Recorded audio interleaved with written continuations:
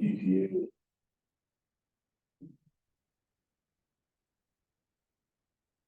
Great. Are you ready? We're not waiting for anyone else except they'd be here, right? Okay. Do we have an agenda? We don't have any meeting minutes or anything. No, I'm not sure. All right, well, then I'll open up this work session of the planning commission. You can get going, pick up kind of where we left off on battery energy storage systems. Sean, do you remember what page? We're kind of just going through It it. seemed like we were on, Also, we had the BOCC hearing yesterday for Honey Rock, if you. Oh, okay. yeah, definitely, yes, definitely. So it was approved with the exception of the RV park down at the river. Oh, It was in okay. Floodplain, Mhm. and I mean, they can come back and request an amendment for that if they can prove that they can do that Okay. safely, but the county regs and state regs flat out prohibit that in the floodplain. Okay. Okay, But the owner, as he did with our hearing, argued that an RV park is not included in the campground. Yeah, okay. Difference between those. The board also added conditions to, any events that would have like loud music as defined as by 90 decibels, 600 feet from this, or 600 feet from the source of sound. Mhm. Okay. And that they, stage, this, you know, Okay. that those would have to shut down by 12 AM. There could only be 50 events of that nature per year. Mhm. And then they also required that the road be looked at together with the applicant, with county engineering and the road and bridge foreman to see if anything could be done to mitigate washboard and dust. And to, if there is a viable solution, to apply that solution and that it be, I guess, you know, charge cost to be assessed to the applicant at no more than $7,500 a year. Over time. It was a little in the middle. But those were additional conditions, and then that was basically it. And they do need to still get their traffic juice, or their level 2 traffic study and get that access permit from CDOT, which is kind of up in the air. Mhm. And if they don't feel like that, you know, they can afford all those conditions, then they may just reel back and go to something, a truncated kind of plan, not including events or something like that. All right, that's all that. Did you see what page you think we left off on? I think we were. Let's. Paid five. I'm thinking 5 or 6, I think we got to, didn't we? It's kind of going by where the. Yeah, we definitely got through 3 and 4. I remember talking about the warning Okay. signs, I think. I don't remember doing construction document. Okay. Brittany, can I grab a water? Are they in the fridge? Yeah, I Do you have any bottled water at all? They're down. I'm so sorry. Okay. I've been parched all day. Thank you. Anybody else? Anyone else want water when she's gone? are we on point E, standards applicable to tier 2? Yeah, I have notes all the way up to that point. Yeah. So Yeah, maybe we even got through that. It seemed like we got through like Yeah. at least We half of did. it. I know we the did. amendment. Yes. Yeah. That was. So you think we're on which ones? Maybe E? installation, design, maintenance and safety standards. Page is it?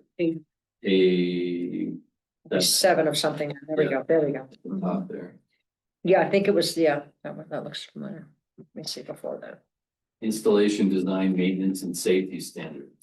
So, Okay, 4, 5E, yeah. okay. Okay, section 4.5 through 4.9.4 NFPA standard 855 are hereby incorporated by reference. Compliance with these standards is a requirement for all battery and storage systems permitted under these regulations. I don't know if any of you had time to look at this, and if you did, there was a link to this PDF of NFPA standards here in the comments for that.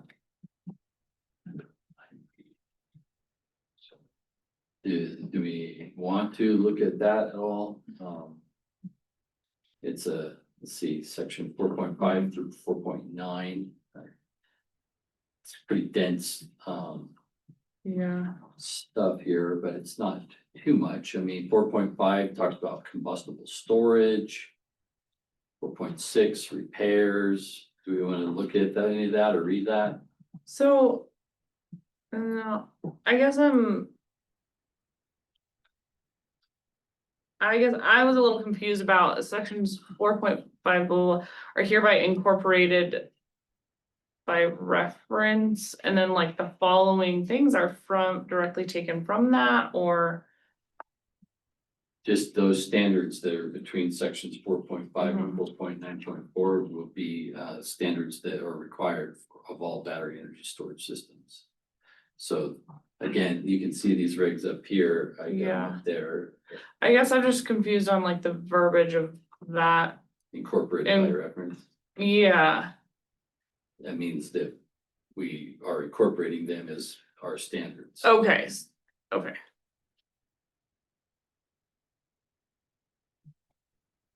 So like on the campground, we incorporate the state regs on campgrounds by reference, and then Okay. all of them apply. Okay.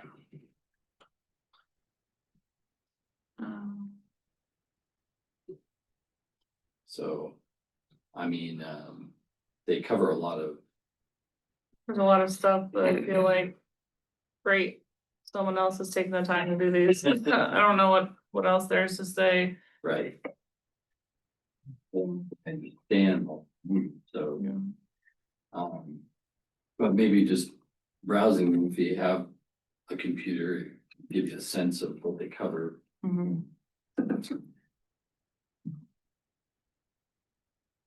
I think, you know, for the most part, like there's some pretty good existing regulations for the installation, design, maintenance, and safety. It's just, what our standards are mostly concerned about is site location and, Yeah. Right. you know, the event of a thermal runaway, what's the effect and how's that gonna affect where we're gonna allow them to be, Mhm. right? So should we go to performance and safe financial surety? Yeah. Okay. Prior to starting construction, including initial site preparation, operators of tier 2 battery energy storage systems shall enter into a binding decommissioning agreement with Delta County to cover the anticipated cost of decommissioning. The form and content of this agreement will be provided by the Delta County attorney or designated legal counsel. At a minimum, the agreement will provide for reuse, recycling, or dismantlement of the facility at the operator's sole expense.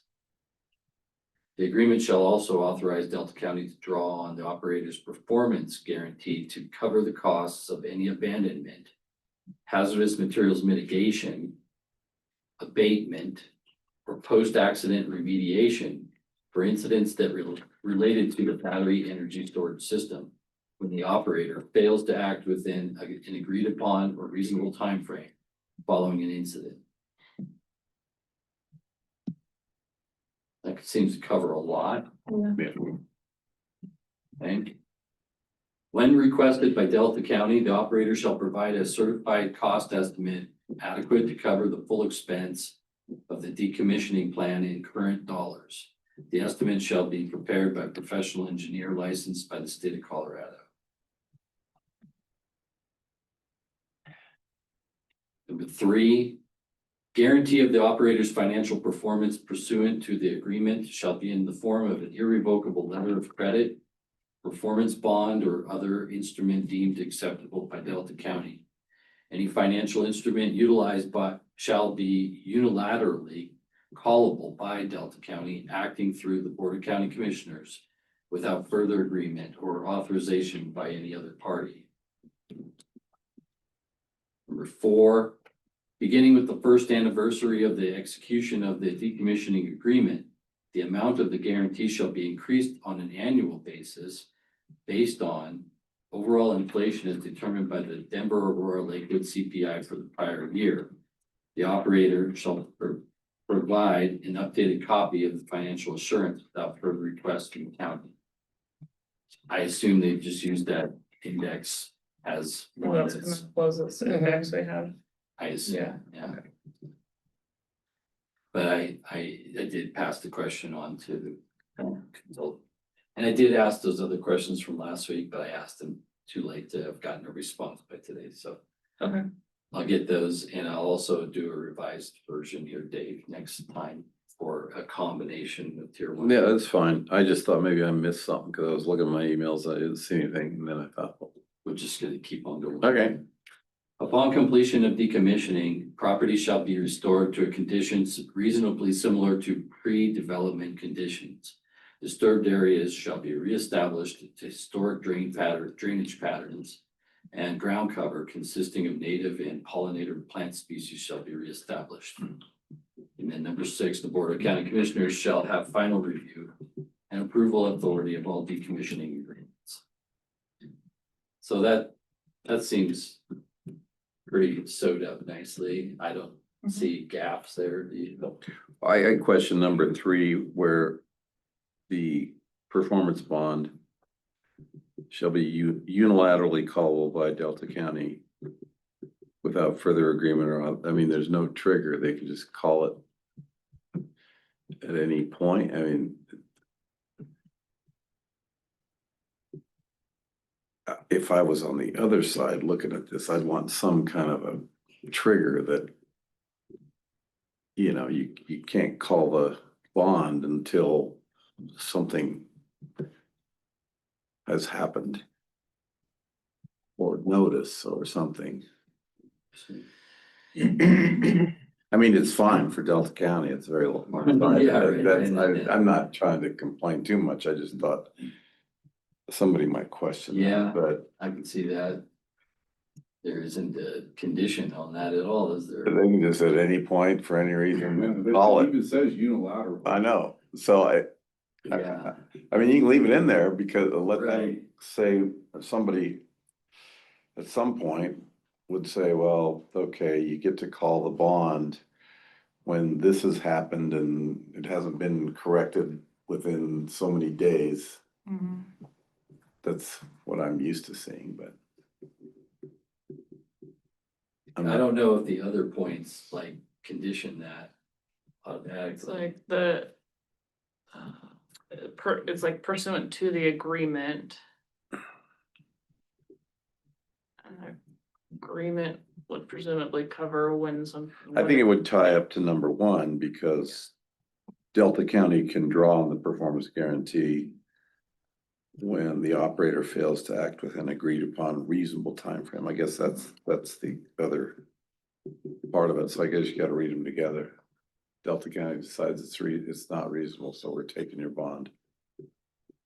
So is an irrevocable letter of credit, isn't that can get tied up in a bankruptcy case and the county's holding the bag because you don't have a bonding company to call to take over, so that letter of credit's kind of, if the company running the storage thing goes bankrupt, the letter of credit becomes null and void and ends up in bankruptcy court. That could And they be, don't have any money to pay you anyways, because they're broke, so that's not. And but isn't there irrevocable letter of credit? A bank has to issue it. but it still gets tied up in bankruptcy. Well, it could, I suppose.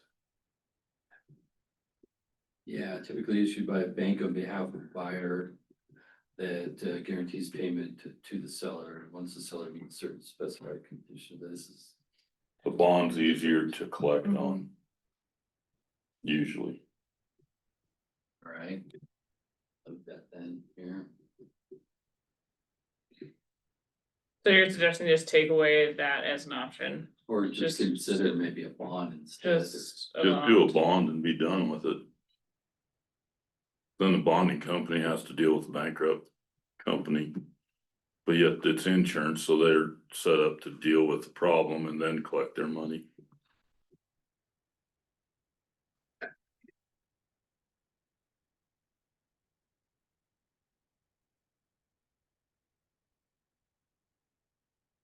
That. Okay. Any other comments to that section? Jacob? The online, anybody else on?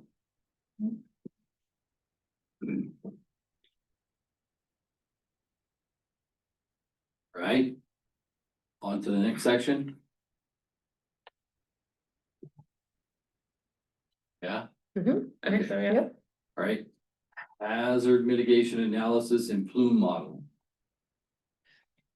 A hazard mitigation analysis, including dispersion or plume modeling, is required for all tier 2 battery energy storage systems. At a minimum, the HMA shall comply with the requirements of section 4.4 of standard 855, which is hereby incorporated by reference. So, want to look at that at all? 4.4.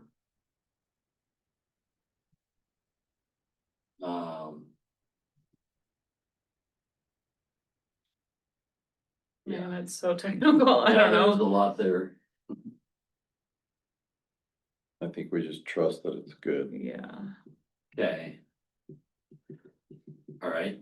and all of these, as we're talking, we're assuming we've kind of struck the tier 2 thing, this is just all systems. That's what we talked about last week, or last time, and I mean, I like that. I feel like once you get over 600 kilowatt hours, you know, you got this mid-range that we were trying to conceive of in the beginning that maybe could accommodate some business or some kind of an entity that would want some, you know, between 600 kilowatts to 5 megawatts, but like most of these are gonna be Yeah. much bigger, you know? Seems like we can adjust if we're seeing, you know.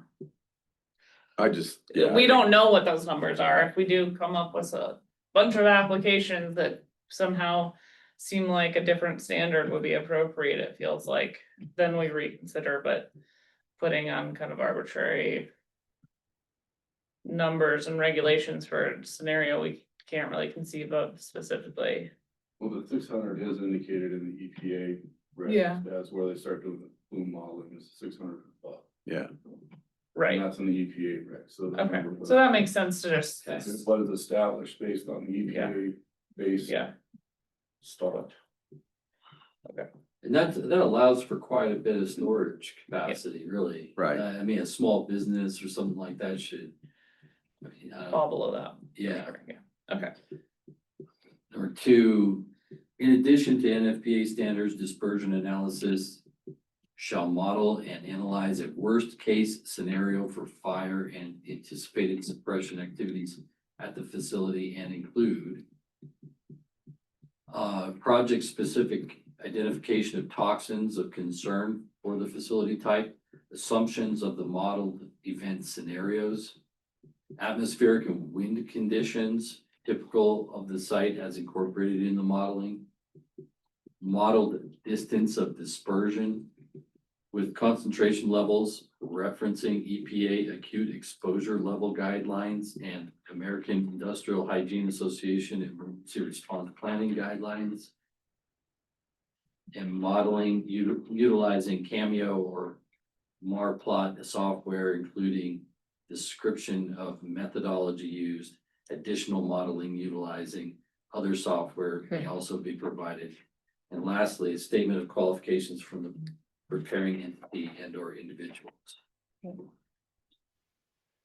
Just a Yeah. comment here. I kind of wonder if this is a little too specific. Like, would this be better housed under like a CDPHE, or like Delta County Public Health and Environment? Like, I feel like this isn't quite in the planning purview? We will not be analyzing the, prepared, model. We will be utilizing a hired consultant to verify the plume model. So, but for planning purposes, one of the things I would want to inject here is that as we've been messing with this, I kind of feel like, what if we made a determination on, the appropriateness of a site or the setbacks based on the plume model right up front? I mean, the plume model is gonna show you, I assume, where, in the case of thermal runaway, where toxins are gonna go, where people are gonna be affected, houses be affected, businesses, crops, livestock. So like, should that be the determinant on where these facilities should be located or not located? Or what the setbacks should be or not be? That's a question.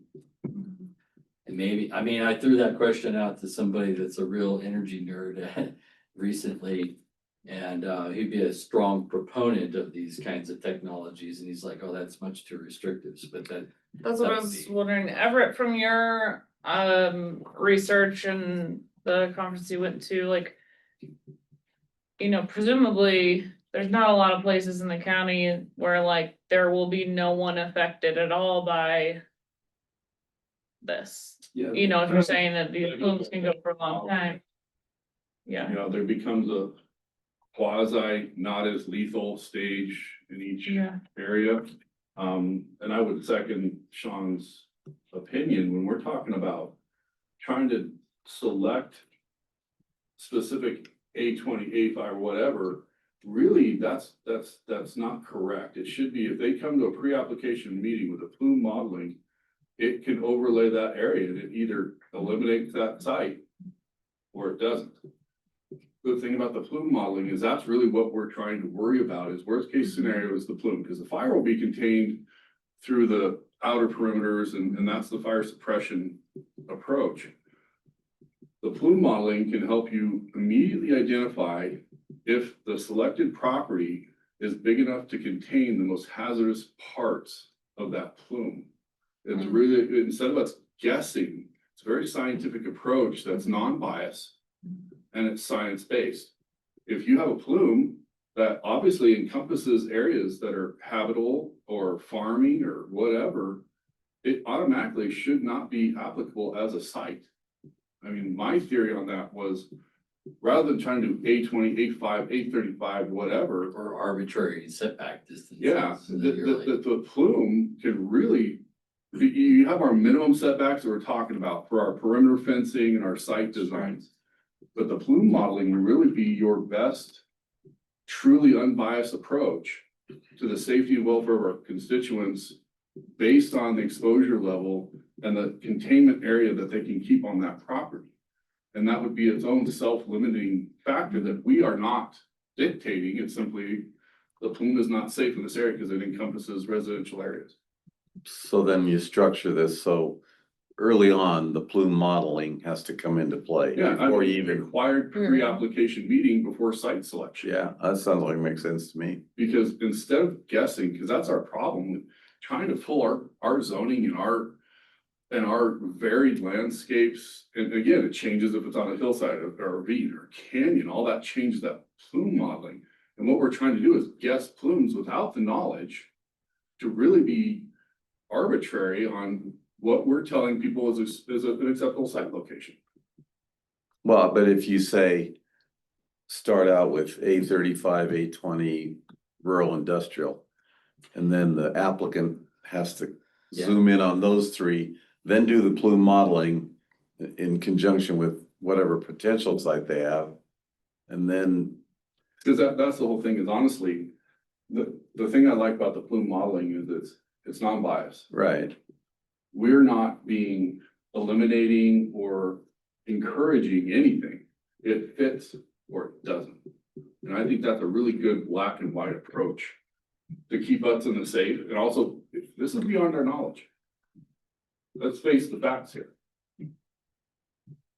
I guess I'm wondering, not knowing anything about this plume modeling, like what is, you know, presumably, yes, there's dispersion and there's like the most toxic. And then it goes out from there. Like, what's our line in terms of how much exposure or like how, like, is that something we're talking about within this? It's like, it seems to me just like totally theoretically, without any background in this. Out. And knowing how, you know, neighbors and those affected might come at it, it's like any exposures is too much, like. Or there's gonna be people interested in more environmentalists who, okay, it doesn't affect the school nearby, but what about wildlife? Like, how are we? Like, does the plume modeling break it down? You know, into kind of like tiers of exposure, and like what tier of exposure are we deciding is the cutoff point that's If okay? you think about it, like when you see like the wildfire maps where they color code it, Mm-hmm. that's kind of the idea. Again, it's a dispersion model. The plume model Sure, could but also we have would a still need to dispersion. decide at what level we're okay with, or are we saying, you know what I mean? Like, Well, I think that becomes determination of, again, hazard mitigation, emergency response, because also you're also talking, there are some other factors. Well, the point D says modeled distance of dispersion with concentration levels referencing EPA acute exposure level guidelines. So kind of built into the regulations is your model is gonna tell us how far are certain toxins going, and mhm, how does that rate on these exposure level guidelines to tell us whether we want that exposure? And, you know, well, the EPA standards and the what is it, the American Industrial Hygiene Association Emergency Response Planning Guidelines, those are gonna give us the levels of toxicity that are acceptable, if you will, I would think, mhm, right? I okay. mean, we could delve into that more, but I think that that's kind of answering your question. Mhm. I guess just in terms of what this document actually says about. I don't think we can just say. You know. Suitability of the site will be determined by the plume model without having a little bit more specific, like sites within. Sites that. You know, we kind of need to set up people for knowing like. Yeah, What that plume model, we can't know what exactly that plume model says for each site without seeing it, but we need. To set up regulation that specifies. Like, what tier of exposure, or what tier of, you know, whatever. Language is used, I suppose. yeah. We need to make some determination on. How much exposure is okay at a certain distance or whatever. So if we were to use plume modeling. for Right. Site in setback determination, Yeah, we would need to come up with the limits of what exposure levels Exactly. we would be acceptable, right? Isn't that in the EPA guidelines? under That the- it is, it's in the, So, when you talk about the industrial hygiene stuff, all those have internal, I was looking up, trying to get a real quick. Kind of thing, so basically your plume model will have safe levels versus not safe levels. If it's that, if the line is safe and not safe, that'd be really helpful, but, you know. I guess we have to I'm look at just, them. yeah, does the plume model have at this place it's safe, or is it like? It's more dangerous and more you know, Yeah, it's most dangerous, less, a little less, a little less, a little less. Like what, right. So what's here's a way to the think gradient that we're about this. okay with? Like when a nuclear bomb goes off, at a certain distance away from the epicenter, you get less and less and less exposure. Sure, yeah, That's how the plume modeling will be done, Mhm. and at a certain point, the danger is minimal. But if you're closer to it, it's gonna be worse. And the plume model takes weather, times a year, low pressure, high pressure, I mean, it's kind of an ordeal to get one done because they take a whole year's it's weather information, it's all kinds of things that go into it. And they do have a line, they have a line that says out at, 600 feet, we're okay in this area. You could have the same system in a different setting and you're out a half a mile before you're okay, or a mile. It's really bizarre how different sites change what the modeling looks like. So I'm putting a note in here that says if we were to use plume modeling to determine site and setback limitations, then we would need to determine the acute exposure levels that we would establish the boundaries of, yeah, something like this, maybe. Because I think it's all included in the report, but I keep trying to find I was trying to find an example of a report that would give us some kind of thing. And again, it's just like what you described, the acceptable levels doesn't mean it doesn't exist. It means the EPA considers this an acceptable level, and the industrial hygiene considers acceptable levels versus toxic versus dangerous versus whichever. In general, though, what do you all think about that approach versus like just having 330 feet setbacks from boundary lines? I don't think a generic distance set up by us means nothing. I think they have to have the modeling done. I think that we need to know what's going on because it's such a, and then depending on the size of the battery storage thing, depending on how many go.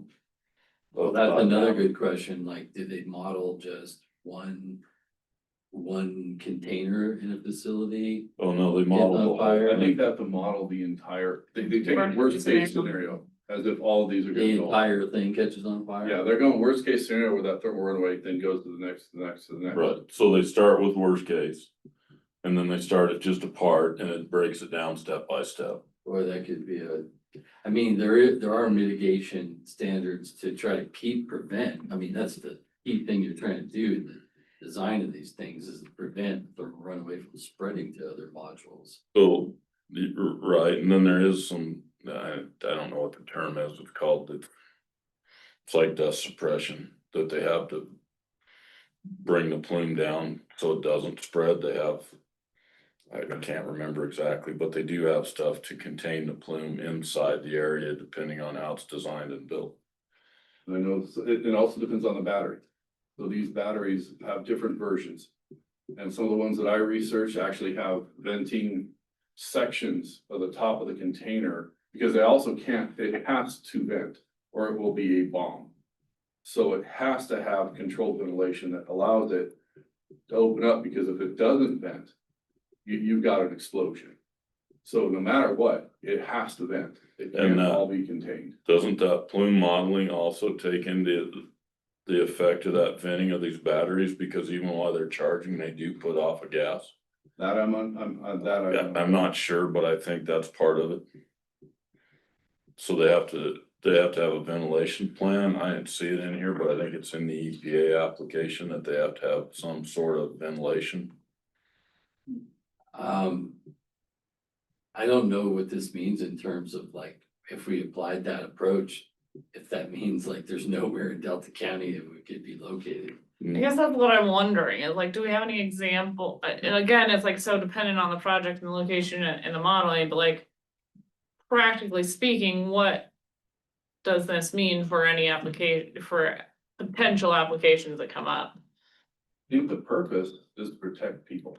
Yeah, So I mean, Yeah. but it literally falls under, if it's too dangerous for that area, it's pretty self-evident. So that doesn't even get out of staff, doesn't Yeah, even come to it's the not- planning. If It it's doesn't even get out of staff review if they can't show that If with they this. can't show it's done safely. Yeah, We do it in a pre-application. Yeah. meeting, Yeah, sort of right, so thing.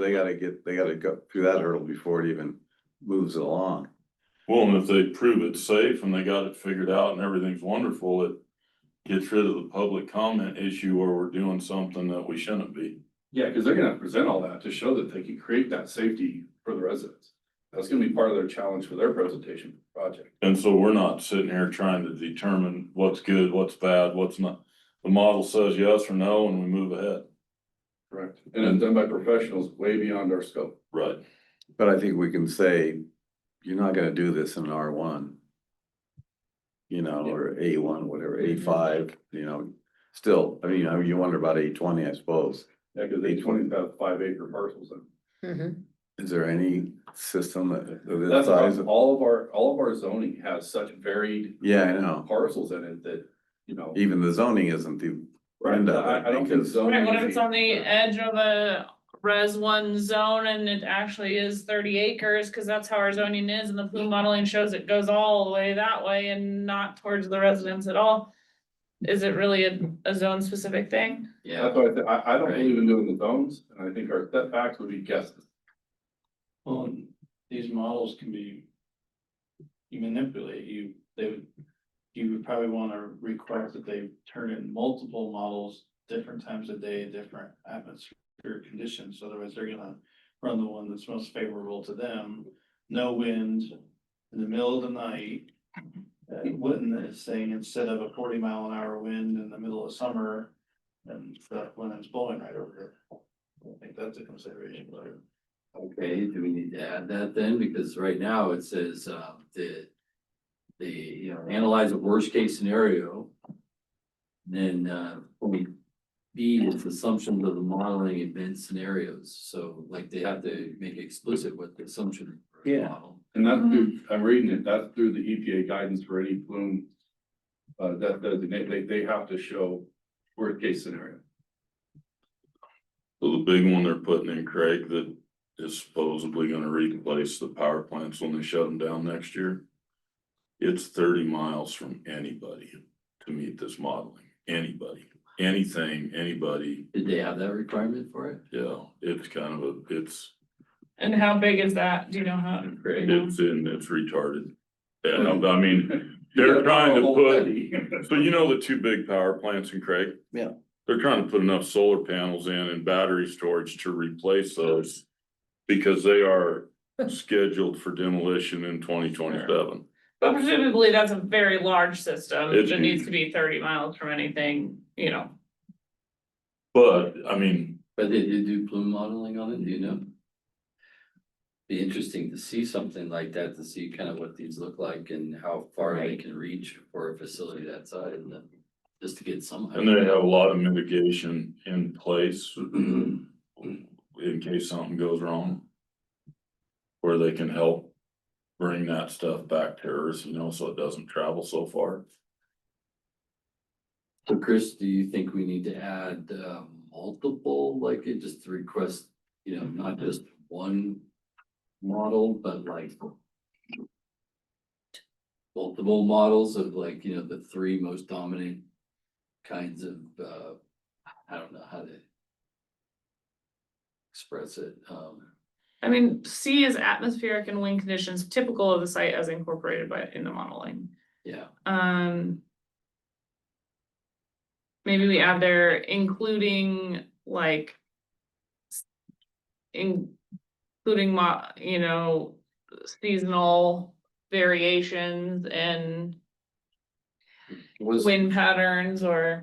Don't they have to do an annual plume model for the entire 12 months, and it has to be over a.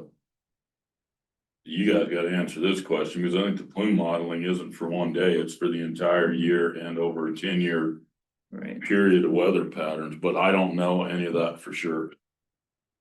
And right now, I don't think there's very many companies that, I think it's hard to get these done.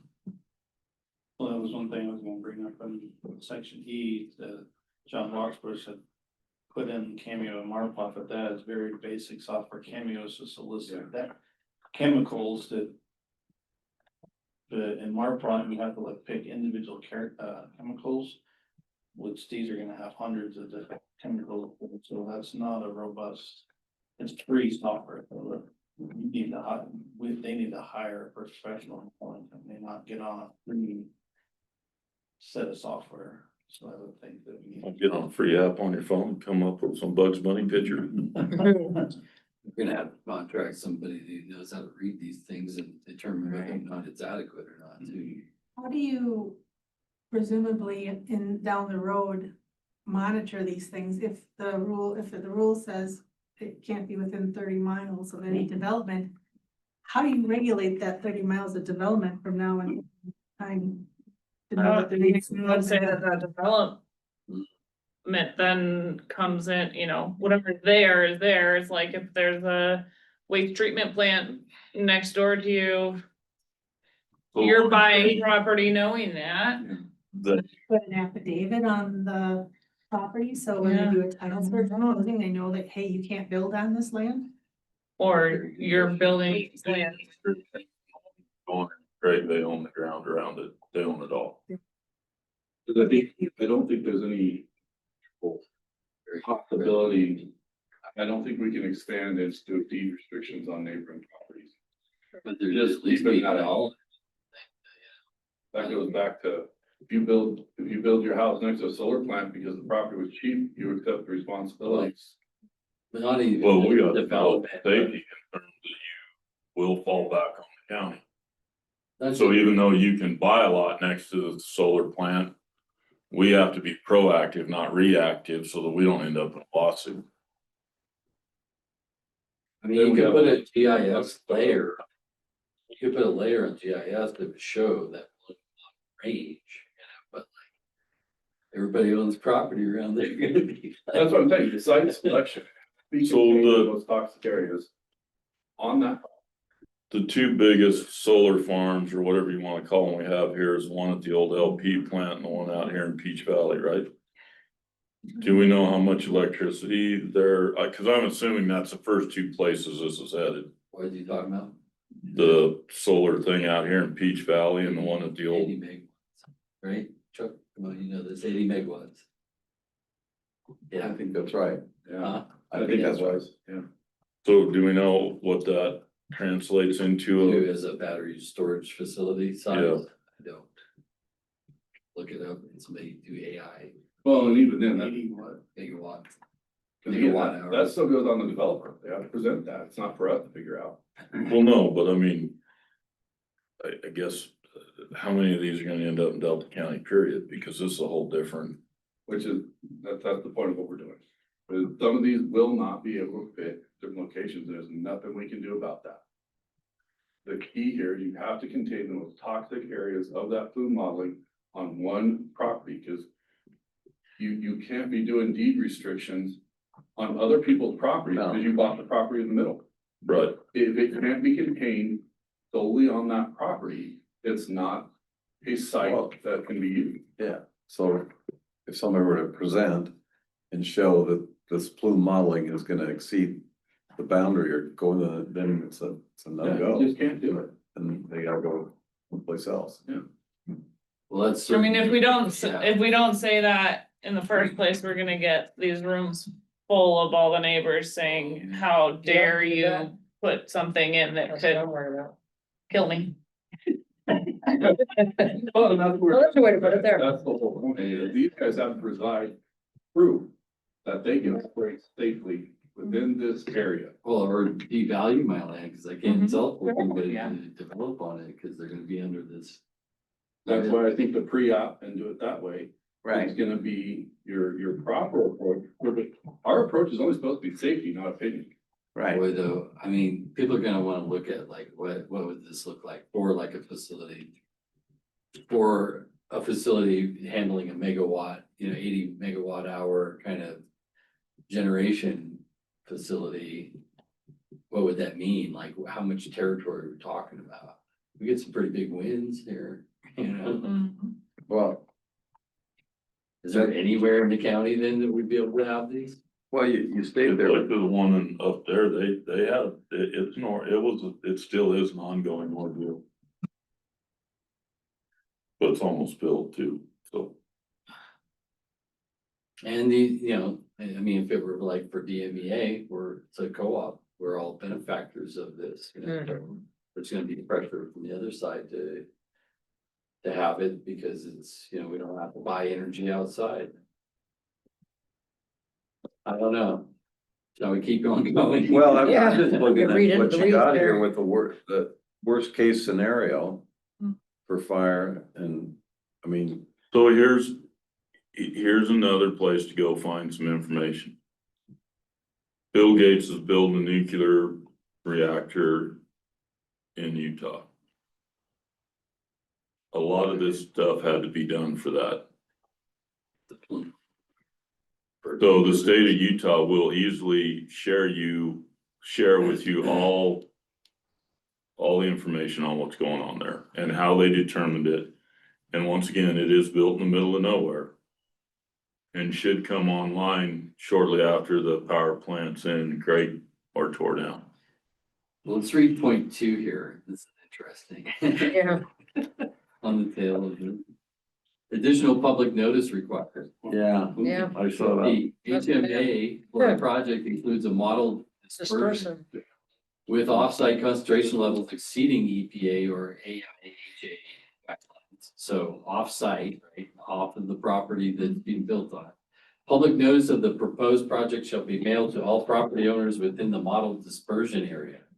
Mhm. Lovely. Okay. Yeah, Such notice shall be in addition to the notice requirements outlined in chapter 7 and shall occur at least 14 days prior to the first public hearing on the proposed cuts. Okay, well. Yeah.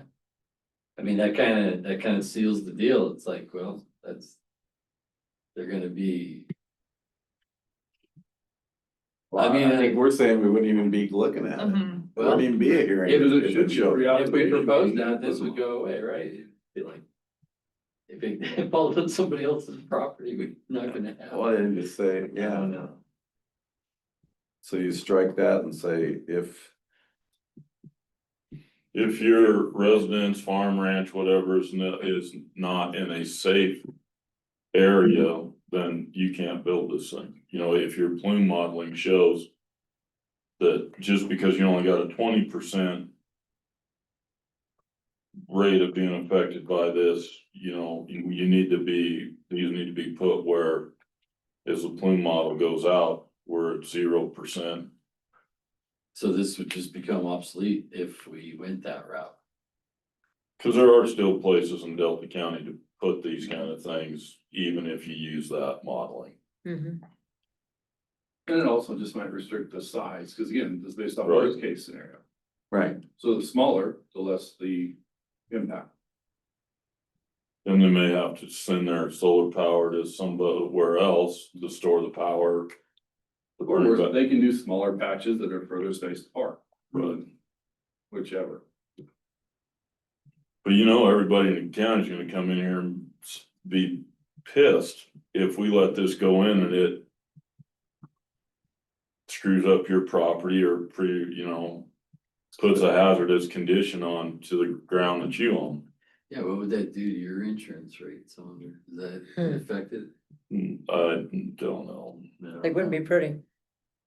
Because I think Your property value would be like having lead water, Yeah. lead in your water, and so. Be a done deal.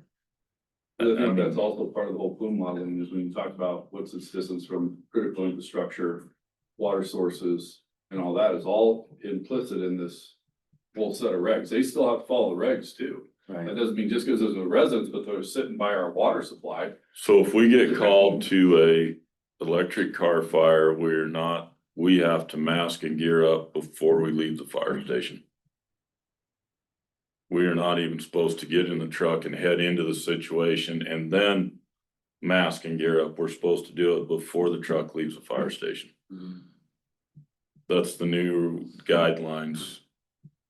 And we had to buy, Crawford Fire Department, thank God we got some grants, but I think we spent $400,000 getting everybody fitted with masks, getting everybody the proper personal protective gear to even fight these electric fires. That was also brought up. Did I hear that you have Yep. the At the disposable gear? LEPD, that you can use your bunker gear once if it gets exposed. Right, and then you throw it away and Yeah. get new one. Yeah, We don't, Ruin the bunker gear. and my new bunker gear, because I'm a, tall individual. Average bunker gear is like $10,000 a guy, and mine was almost 22,000. You just gotta throw that away if you stepped in plume. There's, Whoops. some of the guys is turned acidic. It's amazing the stuff you get into in a normal house fire. Mhm. I would like to note somewhere on here Angela's idea that like it does seem incumbent upon us to probably put this in GIS somehow, there should be a overlay there, right? Mhm. It needs to Sometimes. be, yeah. Um, I know one of the things we used to run into is a dump, so in Wisconsin, the DNR regulates all of our waters in the state.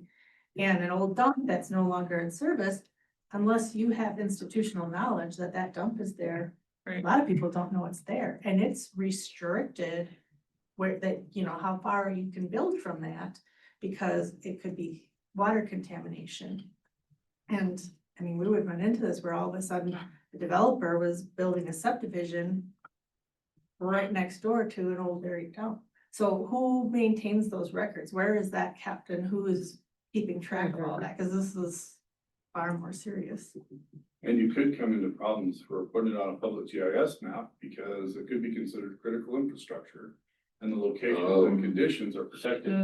okay, So just remember, I'm just writing it as a question. it could become indicated as critical infrastructure, so it's not public knowledge where this.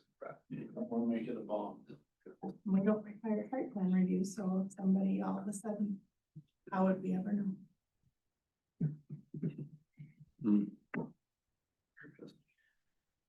So Let's just Santa go Fe back to County, New that call. Mexico, looks like they approved on these facilities on roof, we should reach out to them, I'm trying to find their guidelines, they have a full modeling that they had turned into them, Where was that at? Santa Fe County, New Mexico. Okay, yeah, I think that's where, isn't that where Guzman also works? Santa Fe? Yeah. Somewhere there, Yeah, I think they That's where good, first yeah. worked with them, whatever the co-op is down there, to Mhm. get them out of their contract with, whoever they were buying their energy from. EMEA kind of followed their footsteps in getting out of the, what was not tri-county, tri-state. Tri-state generation. Right. Well, moving on. This is fun. Hey, geez. Emergency responder training and cost cut recovery agreement. As a condition of approval for any tier 2 battery energy storage system, the operator shall enter into a written agreement with the county to reimburse the county and or its designated emergency response entities for the reasonable cost of an annual training specific to emergency response procedures related to the safety hazards of BESS, including but not limited to thermal runaway, toxic gas release, and fire suppression. The agreement shall be executed prior to commencement of operations and shall remain in effect for the life of the facility until the system is fully decommissioned.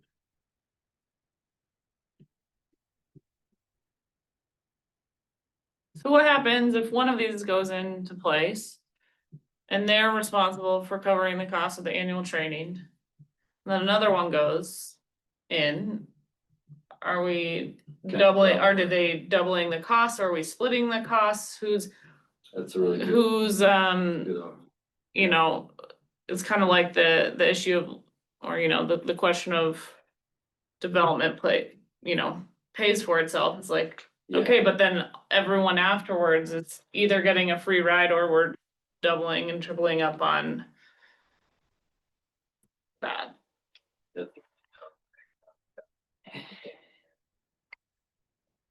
I think it's a good idea, just how that gets split up if there are more than one of these within each emergency response unit. Well, and also, it's evolving, they all go, okay, well, we've got another one, so now you guys have a third, or now you have a half, for every time we start. Yeah, I So think we should write that. But that should be, I think that needs to be Yeah. clarified. Yeah. And then as you were saying, the cost of the replacing gear and whatnot, like, is that something we should add in here that like, I think that- I believe it is. okay. okay. and I think each incident, whatever facility it's at, they pay for the cost of the gear. Mhm. I think if there's 3 different battery storage companies, they divide the cost of training up every year. But when you have something go wrong at a facility, it's usually because somebody didn't do something right, so Mhm. they should be liable to Mhm. replace the stuff. Themselves, Yeah, Yeah, Now, right. you shouldn't, yeah, you shouldn't just divide because that up. everybody else did everything right and these guys messed up, it shouldn't be everybody else's. That's correct, That's not right. to pay for, to replace gear and Mhm. equipment and. You're even supposed to throw the hoses and stuff away after you use them. Wow. I mean, and you are not to leave the windows down on the truck when you're on site. You have to leave them rolled up. And if they're an older truck without cabin filters to clean the air, the truck can be deemed, Commissioned as a. Quarantined or something like that? no, they decommission them, you send them to the junkyard and do whatever they do with it. Bury it in the ground because that's better. I don't think that. Yeah. I mean, it's pretty, What does that mean for a house though, or something, man? well, basically the house could have to be tore down and Yeah, buried in the ground because that's all we do with that shit. jeez. How's that clean Yeah, Specifically, that's what I always wonder. I never get that. You bury it in the ground, how's that clean up? I never understand that. We put it in special plastic bags. I feel so much better. Thank you for that add-on, I feel so much better. Like Rita sealed up in paint. There was gas, you know, under, there used to be a gas station and their remediation was. They dug up all the dirt and they sprayed it with this like special, basically hydrogen peroxide, and then they buried it all back. With the same dirt. With the same, I was like, They killed the toxic stuff. okay. Faded. Deactivated it, yeah.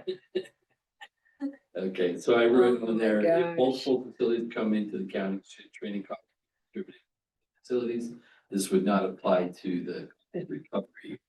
So, that last sentence is that give them an out since it's the life of the facility or until fully decommissioned, so this be until the system is fully decommissioned. okay, And reclaimed. It should be fully decommissioned and reclaimed back to, executed prior to commencement of operations shall remain in effect for the life of the facility. So just say, I would say it remained in effect and Or anything. If they have. are they putting these batteries, storage facilities underground or are these above ground vault? They've You know? discovered they can't keep them in an enclosed structure. But there are some that are underground that are ventilated. Well, that's the thing is that, when I was looking at one of the sites for that tracks all incidences. Originally, they thought if they kept it in a structure, we're gonna contain the things inside the structure, a big warehouse, and put them inside the warehouse. It turns out that's not a good idea. Because again, the concerns of explosion, and then you've added a whole other element. So the gases that are expelled from these batteries while they're being charged, are we dealing with any of that in any of this anywhere? I haven't seen any evidence that they dispel any, so basically it's a completely benign, from what I understand. Unless something goes wrong. It's literally, it's same idea as nuclear power, it's clean, it's perfect, it's abundant Cheap. until Yep. one thing goes wrong. So it's great until it's not. And that's how I've researched is they don't have emissions, there's some humming where they have to do some kind of decibel, noise restriction so that they do that. But as far as I haven't read anything indicating there is anything other than noise taking place unless something goes wrong. How can something be buried underground between groundwater and earth movement and construction in the future that obviously upsets that soil? How can that not be a hazard? To my knowledge, there's none of them that are underground. The experimentation was trying to contain them in warehouses Okay, when they were in. and I'm thinking, my gosh, We bury everything in the ground, your gas stations, I mean, you name it, everything's buried in the ground. All your gas station tanks, like over here at Yeah. Maverick underneath the gas pumps, what is there, 22,000 gallons of diesel and gasoline stored underground? so it does, yeah, lithium ion batteries, dominant technology used in BESS is. Which is sealed and does not produce exhaust gases during its standard functioning, but older or specific chemistries, less common. Lead acid batteries do produce hydrogen and oxygen gas when charging. Unbelievable. So I guess it'll depend on the type of battery. Well, they're not gonna use old school batteries because the efficiency is terrible. I hear those, I mean, I don't know, there's lots of different kinds of batteries, I mean, lithium phosphate, lithium ion, and I think there are these like, non-lithium type batteries, I don't know what. So there's gel cells, there's the old, Acid ones, that's. yeah, not acid, but the ones we still use in cars. Oh, it's not an acid anymore? Yeah. All right, I just crossed out the, Yeah. the life of the facility and Good. just kept, until the system is fully decommissioned. Excellent. All right, decommissioning, let's see, that was emergency responder and cost recovery agreement, we're good there. Decommissioning? Yep, decommissioning applications for tier 2 battery energy storage systems shall submit a decommissioning plan. At a minimum, the decommissioning plan shall contain the elements identified in section 8.1 of standard 855 of the NFPA, which is hereby incorporated by reference. And the decommissioning process shall comply with sections 8.2 and 8.3 of standard 833 of the NFPA.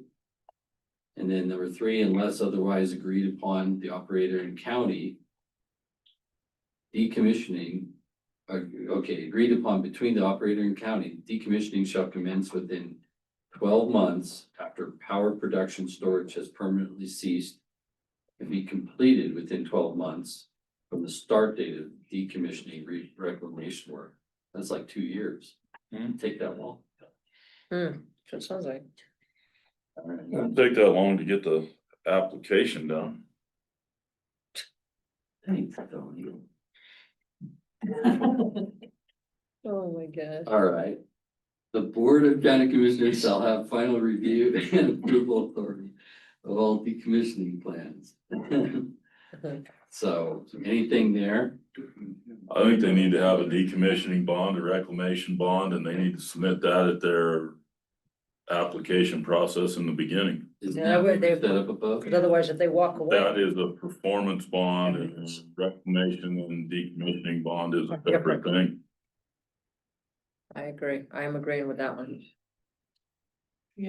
Because if these companies go bankrupt and they leave, Who's gonna pick up the bill? the county. That's my point. So that's why you should have a bond. Requirement for, yeah, I agree with that one. And you could add it right on after. Performance bond, Nope, Nope, Mm-hmm. you can it's different. carry through to the performance of the entire agreement, including. There, If not, then yeah, you do. and then you need a reclamation bond thrown in there so that it gets reclaimed back to your state standard. We can go back up to that. The guarantee of the operator's financial performance pursuant to the agreement shall be in the form of a revolving credit, performance bond, or other instrument deemed acceptable by the county. I'm gonna ask up there, they have to note, does this cover decommissioning and reclamation, right? Should be just like any other money. Performance bond is to make sure you perform, and if you don't, then and you complete the project. the reclamation bond is a separate bond. But can also be tied, like when they close a coal mine, Mhm. 90% of the time, it's the bond that reclaims the mine, it's not the company, because the company's done with it, they move on. And they're like, well, we paid for the bond, see you.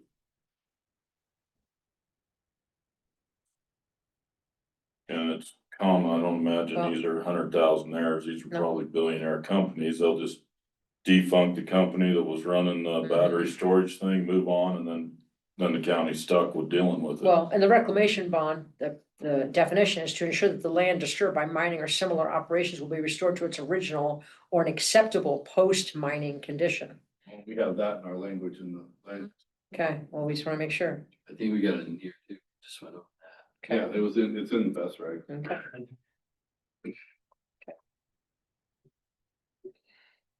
But good question. Well, as long as it's covered, I just didn't think it was, I don't think it should be in a performance bond.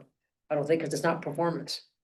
No. Maybe we need to just up it in the section of performance and financial surety. Number 3 is guarantee of the operator's financial performance pursuant to the agreement shall be in the form of a bond or other instrument acceptable by Delta County. The rest of the language talks about decommissioning. reclamation and.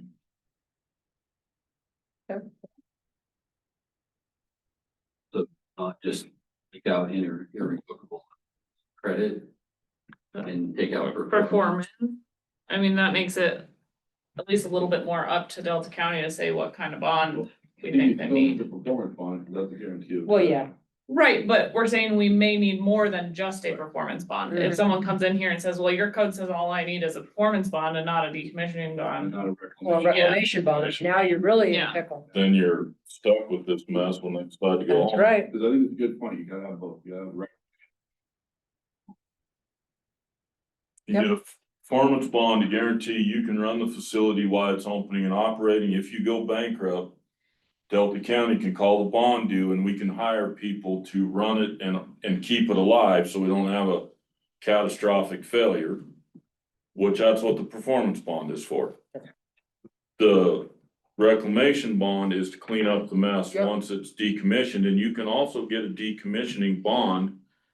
So that we have money, we can call the bonding company and say, we're gonna get rid of this, and they will pay you to take care of it. Correct. And bonding, I deal with this bonding crap every day, but all it is insurance to make sure that things get done. Well, it is. And the company that applies for it has to have enough assets Mhm. to back up what they're We doing. write them all the time. Okay. All the time. All right, performance. Reclamation. And decommission. All right, As long as it's all somewhere stated, then we're good. okay. Where we at? Almost. Site restoration, I think Sorry, we're we're all all site set. restoration, I think we are, aren't we? all done.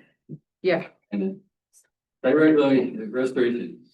Upon removal of tier 2 battery energy storage system as provided in this code, the site shall be restored and revegetated with seed of native vegetation that is appropriate for the site based on the recommendation of Natural Resources Conservation Service and in consultation with Colorado Parks and Wildlife. Good. mm-hmm, Post-incident testing. Following a spill or firefighting incident at a best site, site remediation shall be performed in accordance with the standards of Colorado Department of Health, Public Health and Environment, and other agencies having jurisdiction for remediation and abatement activities. Such testing shall occur at sole expense of the facility owner.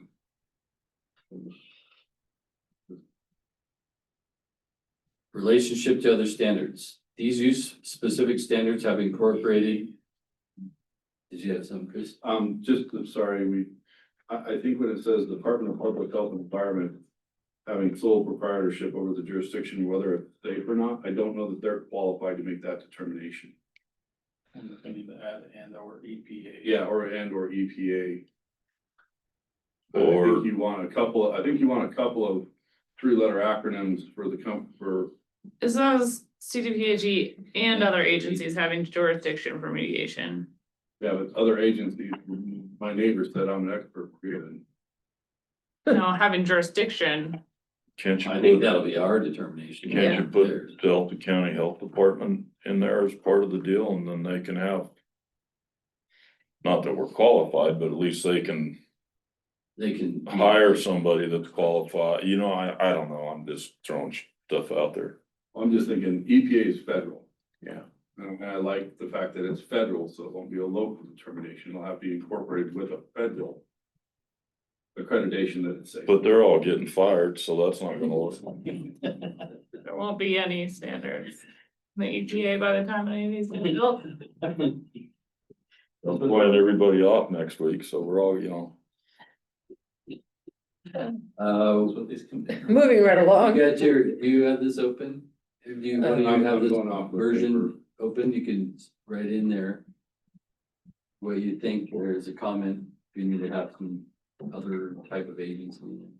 Because CDPHE is state level, but I think we should have federal involvement on these. Chris, do you have it open? I have an older draft, Oh, well, I see Kate. I got my Crayola and Big Chief tablet over here, I'll leave you a note. Little composition. I'm also writing a note too, I mean. I want to get it on this version, so I don't know, what's the note you're writing? I'm just saying add EPA to post incident testing.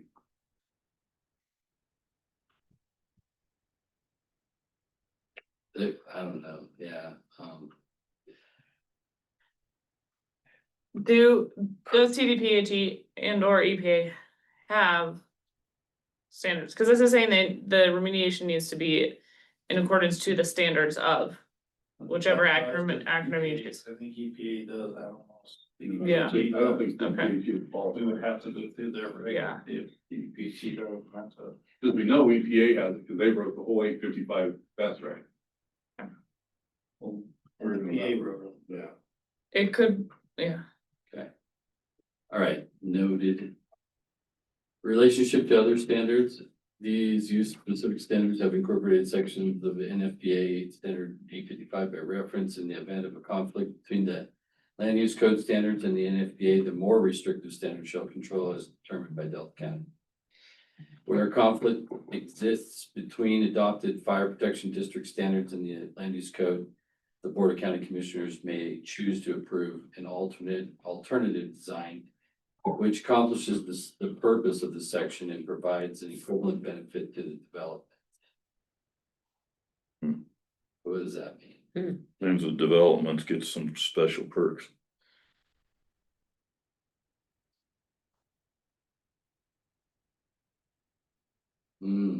Well, that's something for the commissioners to decide if they really. Yeah, that one's Say kind that of, give the commissioners the- Well, you don't want equivalent All safety. benefit to the development. I mean, that's. We don't wanna make it easy on them. I don't know if the commissioners will want to have that discretion. yeah, I kind of would not. I don't think, I think that just needs struck. I Because it second. almost says that like if the developer and the fire department can't agree, that the commissioner Yeah, can just they say, can oh, we'll just waive override it. all requirements and you're good. yeah. Because it's in the benefit of the The developer. developer, yeah, I don't like number 2 at all. And, Yeah. the volunteer fire departments in Delta County, we are starting to get cracked down on a little bit because it's been such a. What's the National Fire Protection Organization is starting to show up and tell us what we can and cannot do. Drinking beer at fire meetings is now not a big deal. If you're driving one of the trucks. No, it's actually, you can't do it at the meeting, nor can you store it in the refrigerator at the fire department. I've never done that, but Yeah, and then you can have a volunteer party.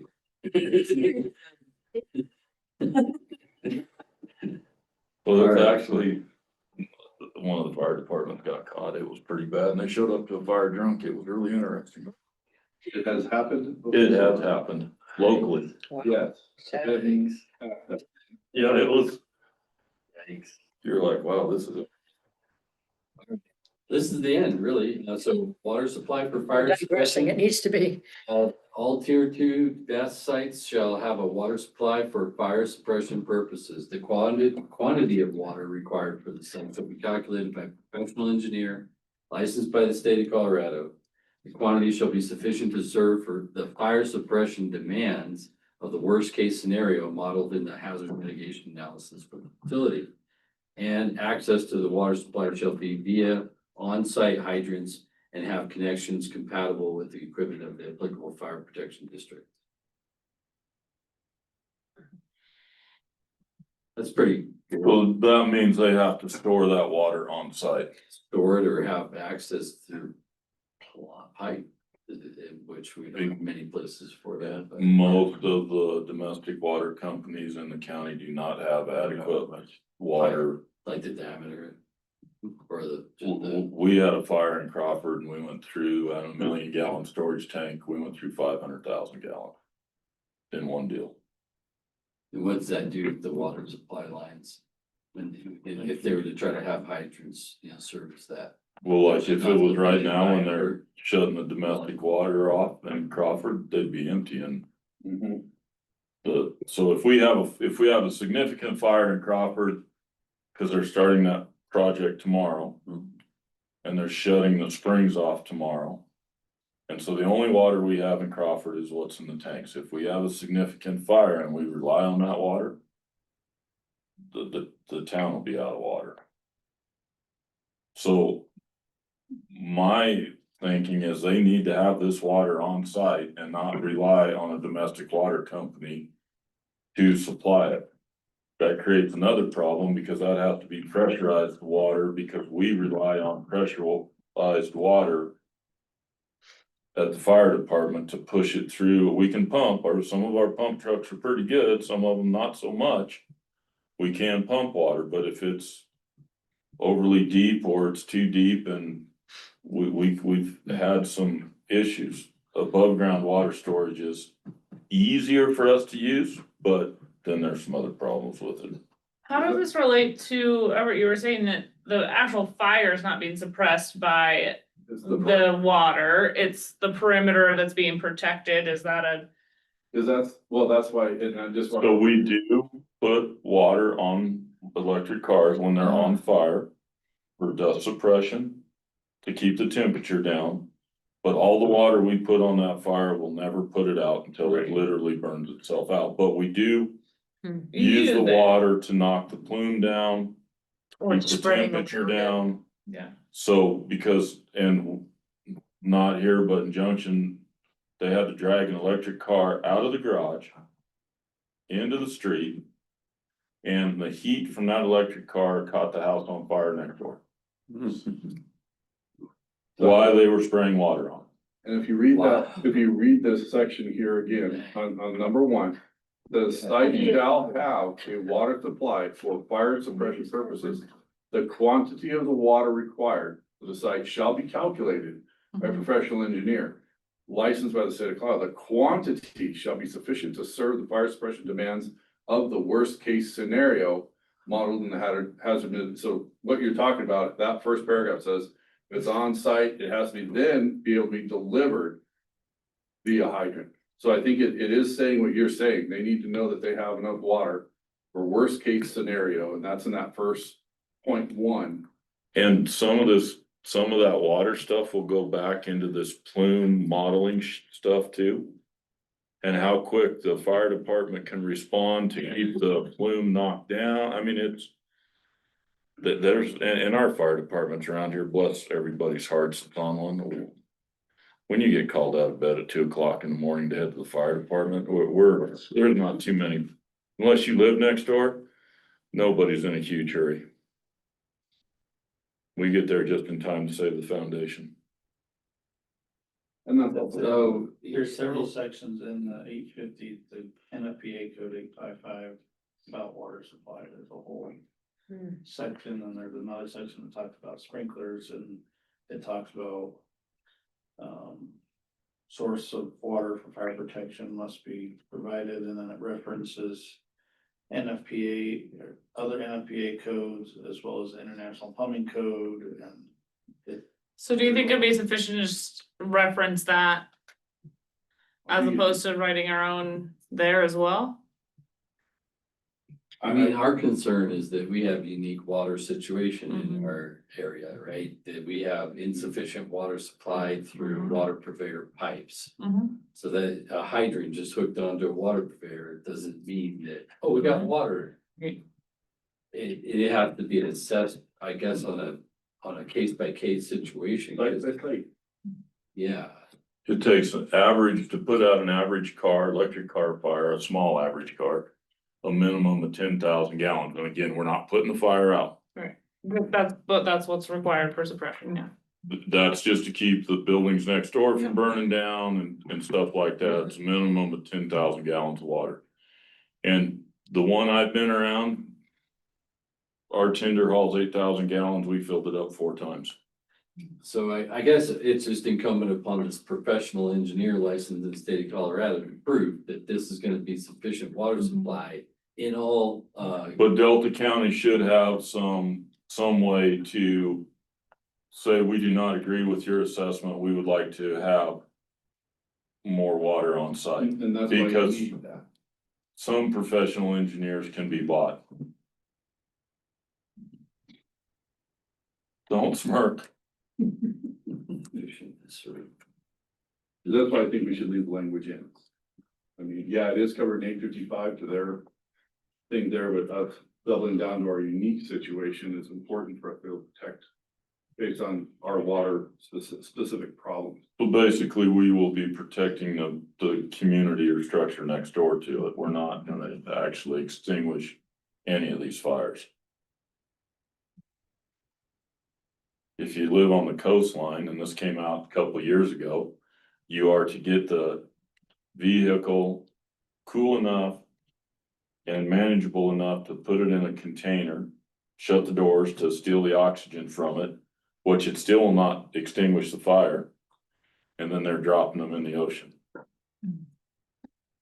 Because the salt water strips The electrolytes. Hmm. But So they're that's dumping pretty all that handy. stuff in the ocean. Yeah. Well, instead of burying it, I mean, it's just a different way of burying things. That's how we do shit now. They did bring up at the LEPC that they've designed a car blanket specific to car Yeah. electrical fires where it's a But it doesn't blanket. put it out. It doesn't put it out, Keeps the it flame. keeps it cooler. And I wouldn't doubt if one day they don't design something that you can drop right over one of these vests too. If we have a ladder truck or a crane or something to drop it with, Yeah. because you need to. The heat out of one of these things, it doesn't look like you got anything major going on. I mean, you can tell it's burning, but it's insane. Hmm. The amount of heat that comes off of one of these Yeah. deals. Well, we could set your neighbor's house on fire. All right. Aside from this, all there is, you know, definitions for battery and Right. storage system tier 1 and 2. NFPA definition, NFPA standard 855, so that's it, really. So if we were to do this one more time, I could take and make a combined document that eliminates the tier 1, tier 2 distinction and makes this the requirements for anything over 600 kilowatt hours. And have a version like that and this original version with our comments. And try to get any other answers I can't consult the the ads last time. Yeah. Just real quick, what's everybody's feelings on asking the BOCC to declare a moratorium on these until we settle these rates? I think it's a great idea. Probably a good idea if we don't have any regs. There's folks that are trying to get it done and we don't have any regs on it, or is this anticipating that we won't have It it? could happen any day. Yeah. But it could go along with the application, sure, like, Without regulations, that's it. I mean, we could defer to these in a conditional use permit and then condition it No, according. let's get a moratorium on it, get our ducks in a row so that we don't cause more problems. I mean, I'll pass that recommendation on if that, Sure. you know, if you all agree I think it upon sounds like a good idea. I would say just, my opinion would be with the caveat that if the BOCC is gonna push any updates to land use code kind of indefinitely with pending lawsuits and, you know, potentially just their own interest in tackling it, that if we can come up with language for this to get in the land use code before all the other edits, I feel like, we should. Interest. yeah. All right. Well, we're not making an official recommendation here, I'm just No, taking a poll. well, and I think we can get this ironed out fairly quickly. I don't think it's a 3-year ordeal. It's next 6 months, this will be ready to go and Right, We but the move on. BOCC has expressed non-urgency in any updates to land use code because of their lawsuit. of their lawsuit, and Hmm. so I don't know if this is included in. You know, at first this was like a priority for us to do, and then they were like, I don't know, no rush, cause we're not gonna do any updates, so. I Well, think there is a designation I would understand. The moratorium is usually a 6-month period. The key here is it would put any application on hold until we have the regs in place. I understand, what I'm saying is that I don't think we should indefinitely hold off on putting regs in place. Because we're holding off on other land use code updates. Well, it doesn't mean we can Yeah. stop working on it. No, no, We're I gonna- guess that's- We're yeah. gonna do another, but he's saying, suggest the commissioners do put a moratorium on these best. For a time period of 6 months, don't make it indefinite, do the 6 months. We can end it at any time, that's the other thing. Yeah. You can end it early. We could end the report. I think they are, a moratorium is supposed to have a date on it. I Right, think I'm not. Yeah. But I understand. unless there's a viable reason that you have to You continue, can do it. like Yeah. you're out of water and you can't supply anymore. Well, thanks a lot, everybody. for Thank you. Contributing. I think that it's very helpful and a lot of good insights and great questions. The Right. next meeting is on the 22nd. And that's the one I can't make. I have a training out of the state. We currently have nothing on the calendar at this.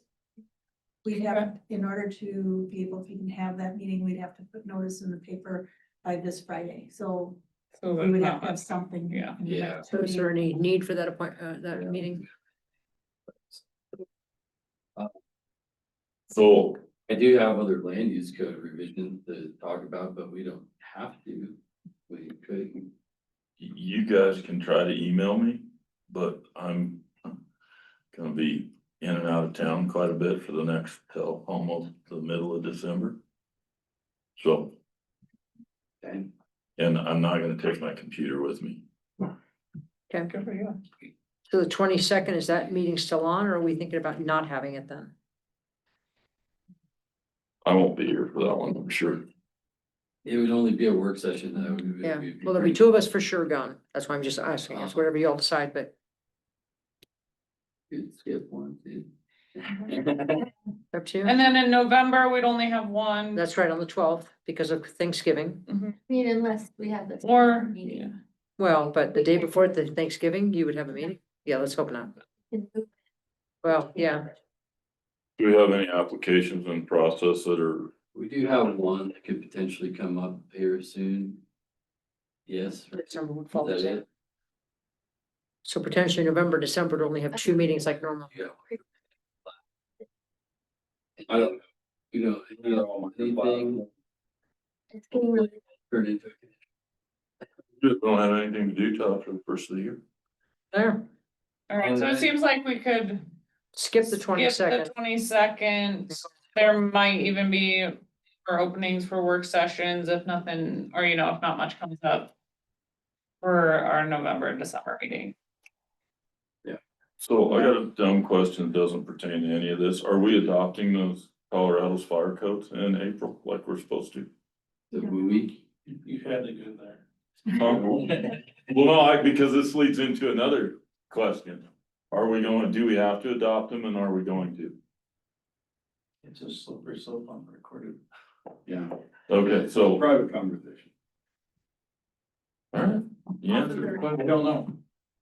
okay, The commissioners are shut the recording off so I can ask it again. Meeting Thank you.